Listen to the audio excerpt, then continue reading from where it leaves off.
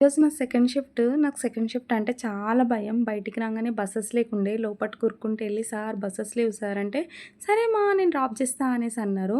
ఇది నా cute sister అనమాట. నా జాబ్‌లో కొలీగ్. "నువ్వు గూడా ఆగుమా ఇద్దరం కలిసి వెళ్దాం" అంటే, "సరే అక్క" అన్నది. ఇద్దరం కలిసి కార్‌లో కూర్చున్నాం. రాను బొంబాయికి రాను అని సాంగ్ పాడుతున్నాం. ఇద్దరం ఫుల్ అల్లరి చేస్తున్నాం కార్‌లో.